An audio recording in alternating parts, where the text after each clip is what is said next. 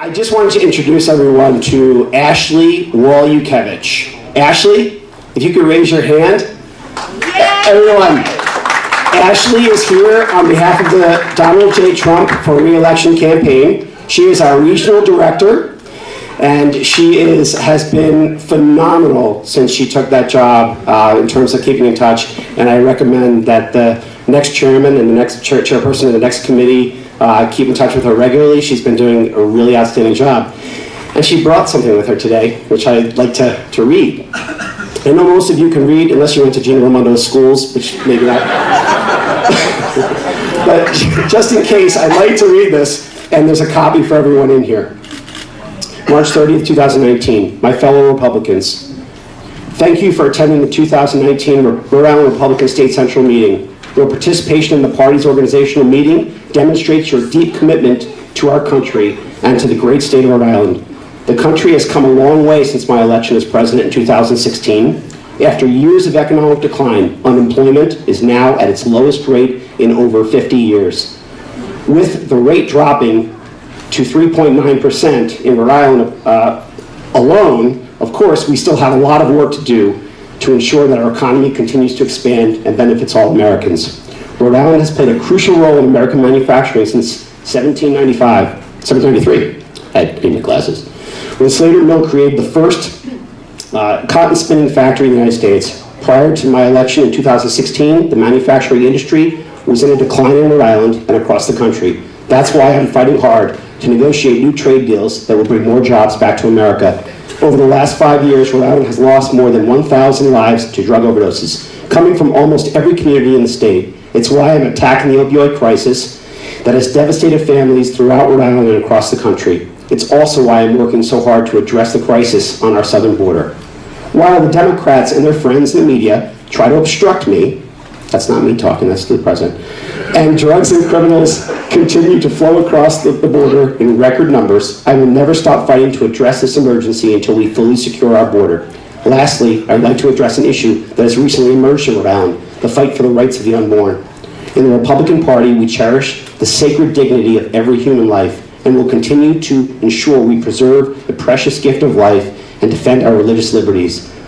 The Democrats, of course, have lost their solutions and have their own solutions, which all seem to have one thing in common these days: socialism. Members of Congress and candidates for president have proposed or endorsed policies that will devastate our economy and our way of life, such as the Green New Deal, which would cost nearly $100 trillion, and Medicaid for all. As for life, the Democrats don't respect it, as they actually support abortions even after the birth of fully developed babies. Rhode Island is an incredible place with a storied history, with great people and even greater potential. Together we will work hard to expand our party in Rhode Island and save your state from years of Democrat mismanagement. By Gina Raimondo, I added that. I want to briefly thank Chairman Brandon Bell for his continued support and years of service to our party and country. He's been a tremendous supporter and will be missed. Thank you again for attending today, and thank you for all your hard work and dedication to our party, our nation, and your great state.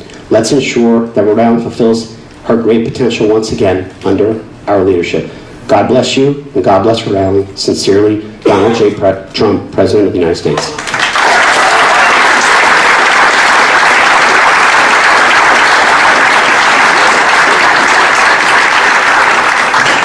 I'm going to call Dave Shepard up for just a brief treasurer's report, and I'm going to hand these out. I just want to give the treasurer's report. So I wanted to let you know we're in excellent financial shape. We have about $50,000. Many of you don't know we have a federal account, we also don't stop giving. We need you to continue to give. And I just want to say that it's been an honor to serve as treasurer for the past 2 years. And it's been a pleasure to work with Brandon Bell, and he's a great guy. And a lot of the things he says and does are excellent. And I feel like I can bring my background as a CPA to support the Republicans in Rhode Island in this way. And I look forward to serving another 2 years as the opportunity to serve for another 2 years. And as Republicans, we want to make Rhode Island a better place to live, to work, and to raise a family. And thank you.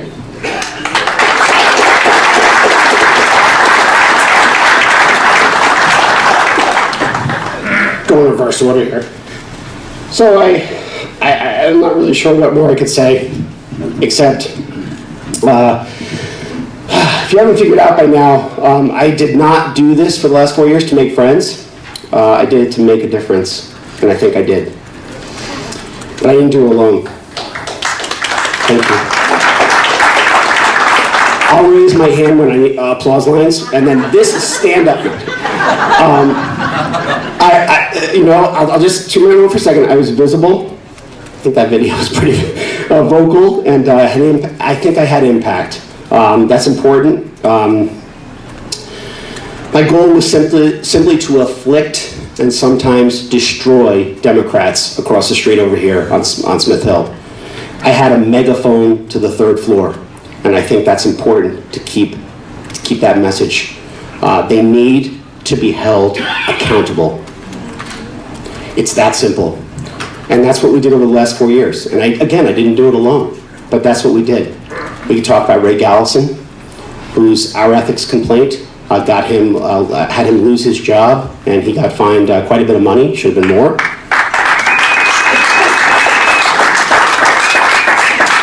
John Carnevale, who there's no story here, but let me tell you, there was quite some story there.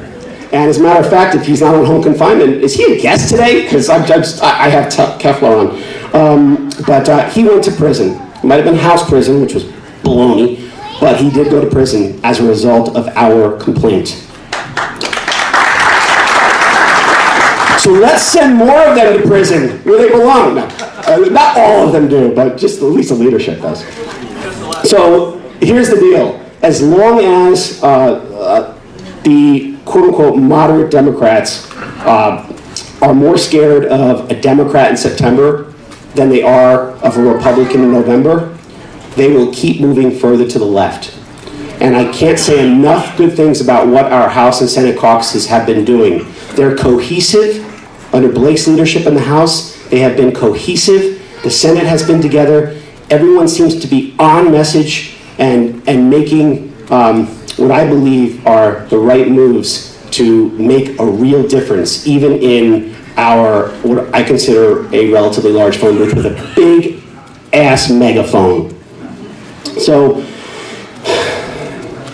again, I tried to focus on what was important to the party. I sucked at fundraising, let's be realistic, although we do have more money than any other chair ever had after we first. I'm just trying to figure that one out.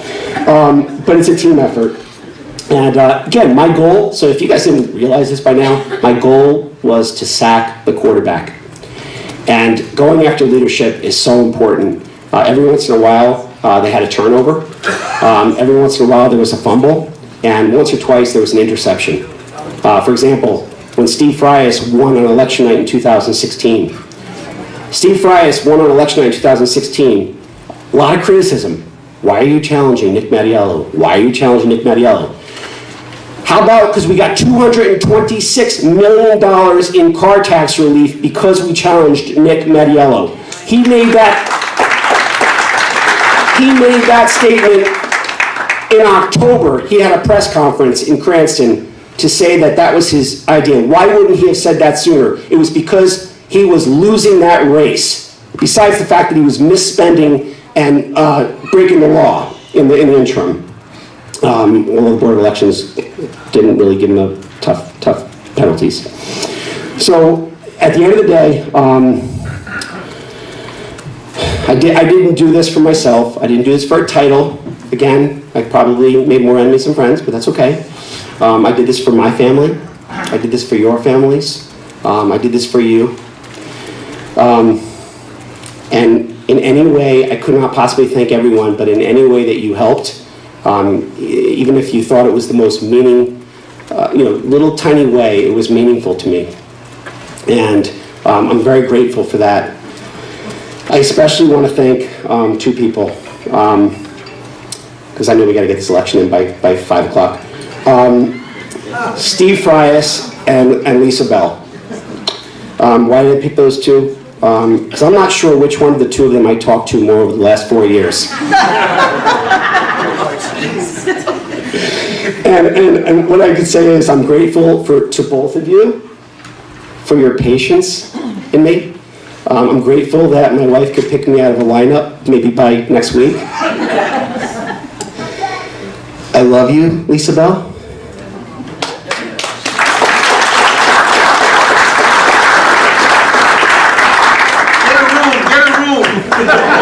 They had none available, I would have.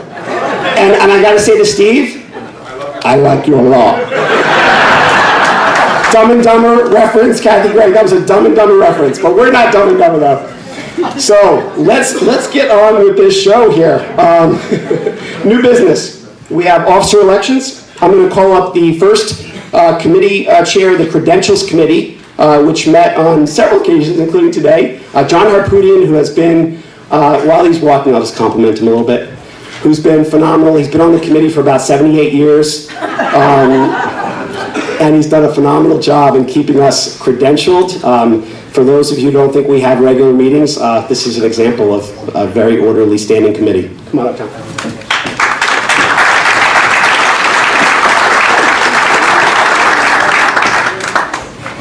Thank you, Mr. Chairman, and thank you for your service and sacrifice over the last 4 years. And speaking of sacrifices, thank you, Lisa Bell, for contributing your husband to the Rhode Island Republican Party for the last 4 years. I know it's a sacrifice, but we appreciate it. The Credentials Committee has met no less than 3 times over the course of the last month to get everybody that's in the room properly credentialed. I'd like to thank all the members of the committee. They worked tirelessly, and the person I'd like to single out the most is Gina Catalano. She did an extraordinary amount of work on this, so we owe her a debt of gratitude. I know I certainly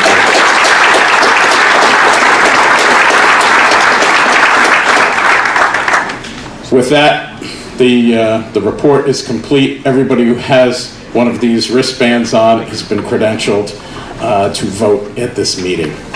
Thank you, Mr. Chairman. I'm going to call up the nominating committee chair, Paul Durfee.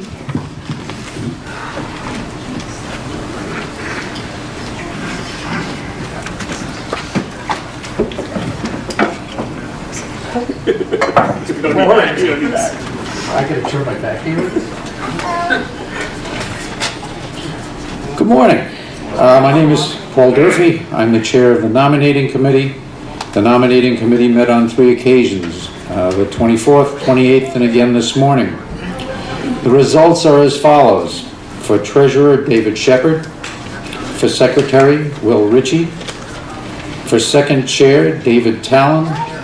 For first chair, Gina Catalano. And for the chair, we came up with no endorsement. Thank you very much. Thank you, Paul.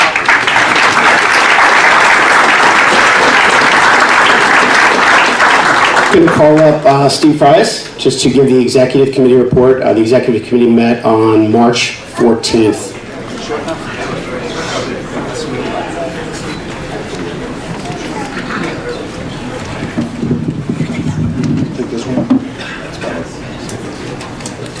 Hi, everybody. The exec committee met recently, and we adopted some rules for this meeting.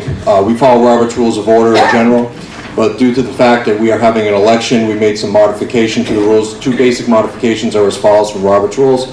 One is that we limit the amount of time you get to debate and number of speeches you get to make, and they're in the rules. And second is, because there's more than 2 candidates running for the chairman's race, we adopted the knockout rule, which is the person who gets the lowest amount of votes after each round has been dropped. So that was really the rules that were adopted by the executive committee unanimously. Those were the rules that were adopted by the executive committee unanimously. And those are also comparable to the rules that we used when I conducted the special election of 2011 for the chairman when we had 3 people running. So that's what I wanted to tell you, the exec committee report. One other thing I wanted to say, Chairman Bell, it's a tradition in the party, since I've been national committee man, that the outgoing chairman, the exec committee members pitch in a little bit of money to get a gift. This is, without a doubt, the chairmanship of a party in the super minority is the toughest job in politics. I want to emphasize that.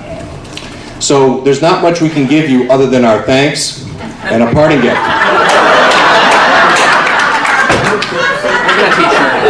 Okay? Now, don't worry, this is not a long speech, people. You don't go to the bar yet, okay? So that's it. So somebody get me a beer, though. right.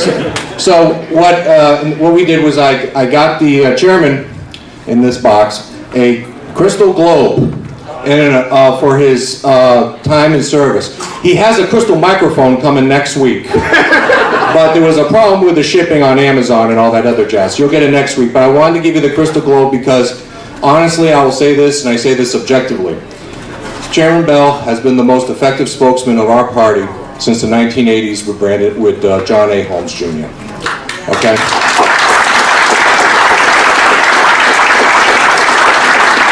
And the difference in results are as follows.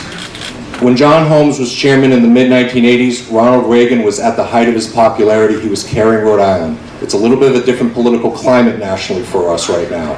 That's the difference. But I'll tell you something else objectively. I read a lot of history. I don't know of a complaint filed by a chairman of a party that led to somebody going to jail. That's what happened. And on a personal note, I'll say this. I did not want to run. Okay? But Brandon's very persistent. And I really do believe that I could not have done as well as I did without Brandon's assistance rhetorically. And the reason, historically speaking, I will say, there's no doubt in my mind that you would not be getting $200 million of car tax relief if I had not challenged the speaker. You would not, you would, and I say this actually, I say this with humility, okay? I don't like seeing myself on TV. I don't have like a scrapbook of all my stuff. It's just kind of awkward for me. And the other thing is, I think you'd be stuck paying for a Passock Stadium right now if I had not run in 16. So I want to thank Chairman Bell. That's your gift. You got a globe because when you opened your mouth, people around the world heard it on that convention floor, and you shook the little political world of Rhode Island a lot when you spoke. So thank you, Chairman Bell. That's your gift, and we proceed.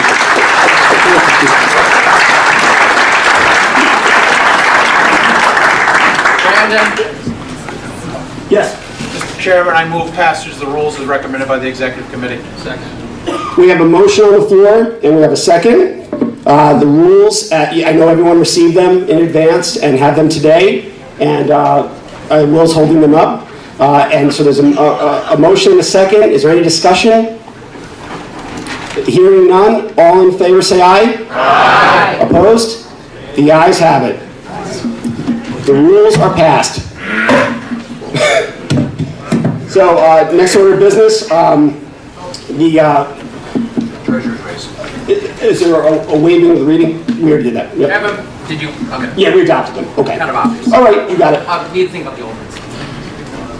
Oh, yeah. Before you get to the any alternates in the room who know that they are substituting for a delegate, please get your wristband so that we have an accurate voting count. We are not the Democrats. We don't vote, dead people don't vote here.